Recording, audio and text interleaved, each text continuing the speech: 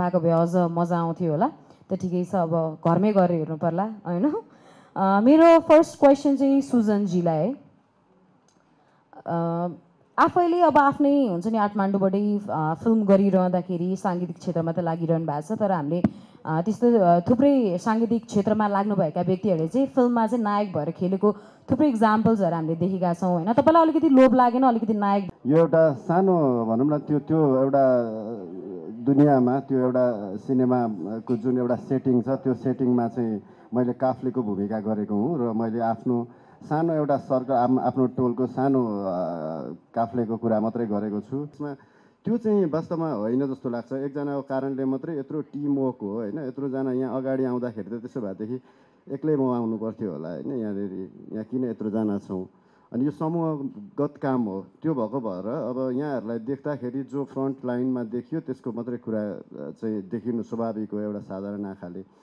तर यथार्थमा त्यस्तो हुँदैन जस्तो लाग्छ। यथार्थमा यो टिमवर्क हो, एउटा समूहगत काम हो। त्यो भएको कारणले सबैजनाको जवाबदेहिता र सबैजनाको इन्भल्भमेन्ट भएको हुनाले चाहिँ सबैजना हुन्छ र अग्रपङ्क्तिमा अभियसली एक्टरहरू अथवा हामी कलाकारहरू हुन्छौँ होइन। दर्शकहरूसँग सिधै चाहिँ सम्पर्क हुने अथवादेखि दर्शकहरूले सोच्ने हामीलाई हो। त्यो कारणले गर्दा विशेष एक्टरहरूलाई अथवा डिरेक्टरलाई हुन्छ यो कुराहरू, त्यस्तो लाग्छ मलाई। म त आफै पनि एउटा इन्टरकास्ट म्यारेजको रिजल्ट हो भनौँ होइन। मेरो मम्मी बाबा नै इन्टरकास्ट लभ स्टोरी हो, भागेर बिहा गर्नुभएको उहाँहरूले पनि।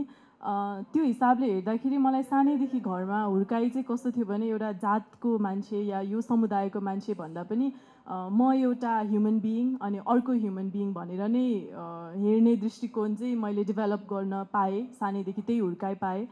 त्यसैले जति पनि मेरो भोगाइहरू भयो, जति मान्छेहरू भेटेँ मैले लाइफमा, जति धेरै एक्सपिरियन्सहरू भयो, सबैजना एउटा ह्युमन टु ह्युमन कनेक्सन नै बिल्ड भयो। अनि कहिले पनि त्यस्तो अब पूजाहरू चाहिँ मैले एक्सपिरियन्स गरेको छु। यहाँ फिल्ममा पनि देखिन्छ, हाम्रो पनि कुल पूजा हुन्छ, मम्मीको घरमा फाल्टै हुन्छ, बाबाकोमा फाल्टै भइरहेको हुन्छ। तर त्योभन्दा माथि गएर एउटा जस्ट मान्छे भएर चाहिँ मैले सबैजनासँग सहकार्य या भनौँ जस्तो पनि एक्सपिरियन्सेस हुन्छ त्यसरी गरिरहेको हुन्छु। सो त्यो हिसाबले चाहिँ मैले एक्सपिरियन्सहरू भोगिनँ सायद। मेरो बाबा चाहिँ गोर्खा पल्टनमा हुनुहुन्थ्यो अनि त्यही कारणले चाहिँ त्यही क्रममा अब गोर्खाली सबै सेनाहरू जति पनि भर्ती लाग्नु भएको थियो, पछि जुन सेटलमेन्ट युके सेटलमेन्ट पाउनुभयो, सायद लाग्छ मेरो बाबा मम्मीलाई चाहिँ छोरीहरूलाई लगेर युकेमा हुर्काइयो भने अलिकति एजुकेसन बेटर पाइन्छ या अपर्च्युनिटिज बेटर हुन्छ भन्ने हिसाबले उहाँहरू सिफ्ट हुनुभएको जस्तो लाग्छ। तर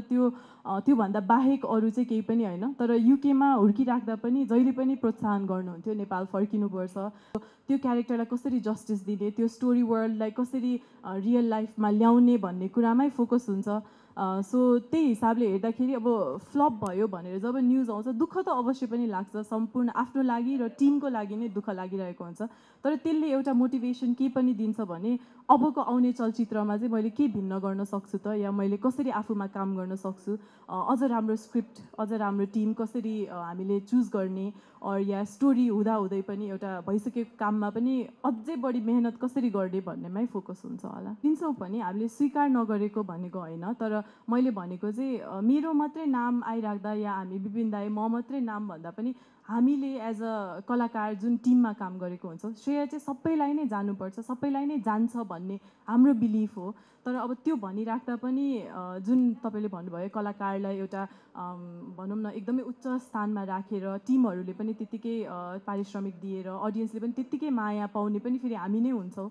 त्यो हामीले नस्वीकारेको भनेको चाहिँ होइन, स्वीकार्छौँ। तर त्यो भन्दा पनि माथि गएर चाहिँ अझ टिमलाई नै पनि एफर्ट जान्छ। जस्तै अब यो यत्रो हामीले ट्रेलर हेऱ्यौँ, त्योमा त दाइ र मेरो मात्रै काम छैन नि त, बिहाइन्ड द सिन यति धेरै मान्छेहरू हुनुहुन्छ। आजै पनि अघि स्टेजमा कति मान्छे हुनुहुन्थ्यो, अझ कति मिसिङ हुनुहुन्छ। सो श्रेय चाहिँ सबैलाई जान्छ भन्न खोजेको हो।